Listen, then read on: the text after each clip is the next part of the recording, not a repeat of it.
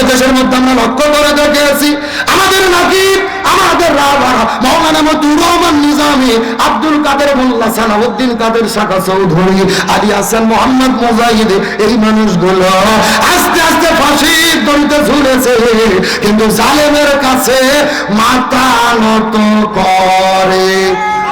ওই যে কোরআনের বাকি শহীদ আল্লামা দেলোয়ার হোসেন সাঈদী, ওর 200 বছর ধরে কোরআনের মাহফিলে যিনি আলোচনা করলেন, যার আলোচনা শোনার পরে হাজারো মানুষ কালেমা পড়ে পড়ে মুসলমান হয়ে গেল। যেই মানুষটা কাবাগরের মধ্যে ঢুকে নামাজের অনুমতি পাইল, যেই মানুষটাকে বুকের মধ্যে ধরে ধরে কাবা শরীফের ইমামে চুমু খাইলো, ওই কোরআনের পাখি আল্লামা সাঈদীকে 13 বছর ধরে জেলে বন্দি রেখে ওই জেল থেকে বের করে হসপিটালে ভর্তি করে ইনজেকশনের সিরিজের মধ্যে বিষ ঢুকায়া আল্লামা সাঈদীকে পরিকল্পিতভাবে তারা হত্যা করেছে। আরো ধরে বলেন, 1 নয় 2 নয় 13 বছর ধরে কোরআনের পাখিকে জেলে বন্দি রাখার পরে হসপিটালে ভর্তি করে যেই ডাক্তারকে চিকিৎসা করার দায়িত্ব দিয়েছিলেন, এই ডাক্তারের নাম হলেন ডাক্তার মোস্তফা জামান। এই ডাক্তার কোন ডাক্তার? যেই ডাক্তার 2013 সালে শাহবাগের গণজাগরণ মঞ্চে দাঁড়িয়ে স্লোগান দিয়েছিল, সতে সাঈদী তুই রাজাকার, তুই রাজাকার, রাজাকারের ফাঁসি চাই। যেই লোকটা আল্লামা সাঈদীর ফাঁসি চাইলো, ওই লোকটাকে দিল চিকিৎসা করার দায়িত্ব। আমাদের বগুড়ার ভাষায় বলে শিয়ালের কাছে ছাগল বাগি। আমাদের বলেন, এই হসপিটালে 2টা নার্স বলেছেন, এই ডাক্তার মোস্তফা জামান যখন আল্লামা সাঈদীর শরীরে ইনজেকশন পুশ করেছে, তার কিছুক্ষণ পরে আল্লামা সাঈদী মৃত্যুর কোলে ঢলে পড়েছে। তার মানে বোঝা গেল আল্লামা সাঈদীর মৃত্যু কোনো স্বাভাবিক মৃত্যু ছিল না, এটা পরিকল্পিত হত্যাকাণ্ড। সুতরাং বর্তমান ডক্টর ইউনূস সরকারকে বলতে চাই, ওই কোরআনের পাখি আল্লামা সাঈদীকে পরিকল্পিতভাবে যারা মৃত্যুর দিকে ঠেলে দিয়েছে, এদের প্রত্যেককেই গ্রেফতার করে ফাঁসির দড়িতে ঝুলাতে হবে। কিন্তু আল্লাহর কি খেলা, আল্লামা সাঈদীকে তারা হত্যা করেছে, এখন কি তারা দেশে আছে নাকি পালাইছে? ও বলেছিল শেখের বেটি পালায় না, কত চুরি পালিয়ে গেলেন। ইরশাদ চাচা আমাদের দেশের, ইরশাদ চাচা স্বৈর শাসক ছিল, ক্ষমতা ছেড়েছে, জেলের মধ্যে বন্দী হয়েছে, তারপরে জেল ছেড়া হয়নি। ইরশাদ চাচা হলো বাপের বেটা, কথা কন না কেন? আমাদের বগুড়ার 3 বারের প্রধানমন্ত্রী, আপসহীন দেশ নেত্রী বেগম খালেদা জিয়া ক্ষমতা ছেড়েছে, জেলের মধ্যে বন্দী হয়েছে, তারপরে জেল ছেড়ে যায়নি। বেগম খালেদা জিয়া হলো বাপের বেটি, কথা কন না কেন? আপনাকে সত্যকে স্বীকার করতে হবে। বেগম খালেদা জিয়া গণতন্ত্রের জন্য যে অবদান রেখেছে, এটা অস্বীকার করার কোনো সুযোগ। ওকে বলা হয় আপসহীন দেশ নেত্রী। 10 বছর স্বৈরাচারের বিরুদ্ধে আন্দোলন করেছে, মাথা নত করেনি। হাসিনার বিরুদ্ধে 16 বছর আন্দোলন করেছে, মাথা নত করেনি। তিনি প্রমাণ করেছেন আসলেই তিনি আপসহীন দেশ নেত্রী। আমার তো মনে বলে একে গণতন্ত্রের মা বলে উপাধি দেওয়া দরকার। তার কারণ গোপনে শেখ হাসিনা বেগম খালেদা জিয়াকে 3টা শর্ত দিয়েছিল। জোরে বলেন কয়টা? 1 নম্বর শর্ত, আপনি আপনার অপরাধকে স্বীকার করে হাসিনার কাছে ক্ষমা চান। 2 নম্বর শর্ত, খালেদা জিয়ার পাসপোর্টের মধ্যে লেখা আছে তার জন্মদিন হলো 15 আগস্ট। হাসিনা বলেছিল ওটা কেটে 14 আগস্ট করতে হবে, তার কারণ 15 আগস্টে বঙ্গবন্ধু মারা গেছে, ওই দিন হলো শোক দিবস, ওই দিনে কোনো সন্তানের জন্ম হতে পারে না। কতটা জালেমের বাচ্চা জালেম, চিন্তা করে দেখছেন? কেন সন্তান জন্মায় তার হুকুমে, অথচ ওরা 15 আগস্টে আর কাউকে জন্ম হতে দেবে না। কারণ কি? ওরা 15 আগস্টে শোক দিবস পালন করে, খিচুড়ির ড্যাঙ্কি নিয়ে মারামারি করে, কথা বল না। আর ওই খালেদা জিয়ার কর্মীরা একটু কেক কাটে তো ওদের জ্বলে জ্বলে। আর 3 নম্বর শর্ত দিয়েছিল আপনি মুসলেকা দেন, লন্ডনে চলে যান, চিকিৎসা করবেন, আর দেশে ফিরবেন না। আপনাকে এই 3টা শর্ত মেনে যেতে হবে। খালেদা যে বলেছে আমি জেলে থেকে প্রয়োজনে পচে পচে মারা যাব, তাও জালেমের কাছে মাথা নত করবো না। এই আল্লাহ বলেন, তাহলে যে গণতন্ত্রের জন্য সবকিছু স্যাক্রিফাইস করেছে, তাকে গণতন্ত্রের মহব্বতের দরকার আছে না নাই? অনেকেই বলে হাসিনা হলো গণতন্ত্রের মানুষ কন্যা, ও মানুষ কন্যা না, ও হলো হত্যাকারী কন্যা। ভালো করে শোনেন, তাহলে ইরশাদ দেশ ছাড়েনি, খালেদা জিয়া দেশ ছাড়েনি, জামাত ইসলামের নেতৃবৃন্দ কি দেশ ছেড়েছে? তারা আস্তে আস্তে ফাঁসির দড়িতে ঝুলেছে, তারপরে দেশ ছেড়ে যায়নি। তারা প্রমাণ করেছে তারাই হলো ইসলামী আন্দোলনের একনিষ্ঠ পরীক্ষিত কর্মী। আর তাদেরকে যারা শেষ করতে চেয়েছে তারাই বিদায় নিয়েছে।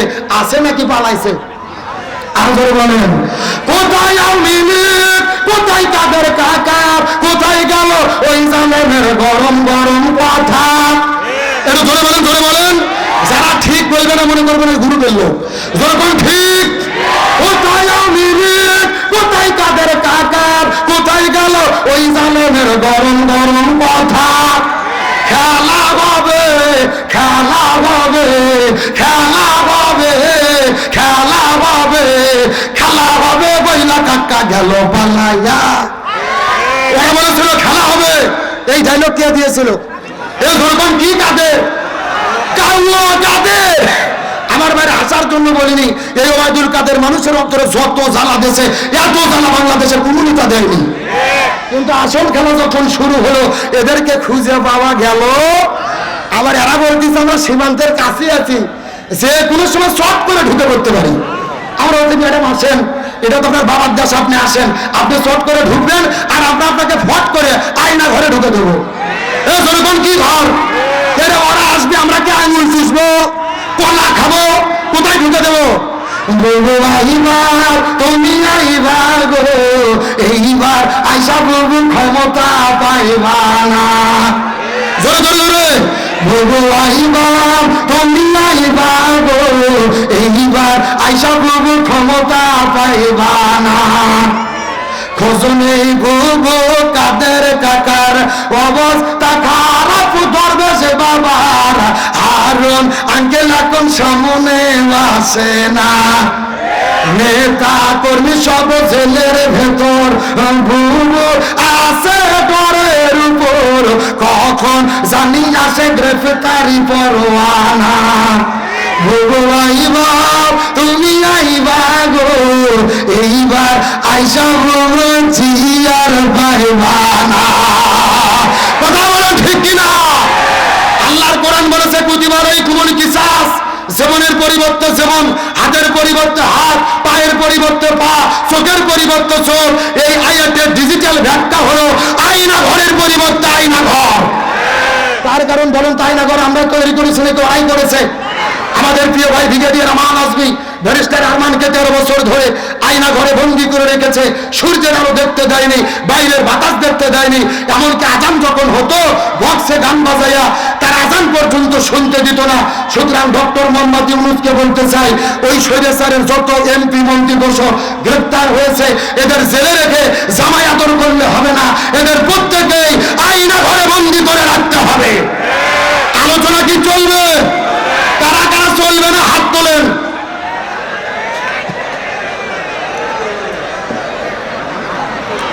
এই হলো হুজুগে বাঙালি, যাই বলে আইরে তারই সাথে যাই রে, বোঝা শোনা নাই রে। এই সত্য সত্য কারা কারা চলবে হাত তোলেন তো দেখি। ওটান হাত উঠান, লিল্লাহে তাকবীর। এ সামনে হাত উঠান, উঠান। এ মুরব্বি মুরব্বি মুরব্বি, হ্যাঁ সভাপতি হাত উঠান দেখে সবাই একটু গলা কাকে দেন। লিল্লাহে তাকবীর। আল কোরআনের আলো, আল হাদিসের আলো, দুনিয়ার মুসলিম ইসলামের শত্রুরা কোরআন আছে যেখানে, হাদিস আছে যেখানে, সভাপতি সাহেবের আগমন, অধ্যক্ষ শাহাবুদ্দিন স্যারের আগমন, মাহফিলের পক্ষ থেকে, এলাকাবাসীর পক্ষ থেকে লিল্লাহে তাকবীর। আলোচনা কি চলবে? আলহামদুলিল্লাহ, সম্মানিত সভাপতি সাহেব এসে উপস্থিত হয়েছেন। বাংলাদেশ জামায়াত ইসলামের সম্মানিত সুযোগ্য বগুড়া জেলার আমির সাহেব এসে উপস্থিত হয়েছেন। আমরা খুশি না বেজার? আলোচনা কি চলবে?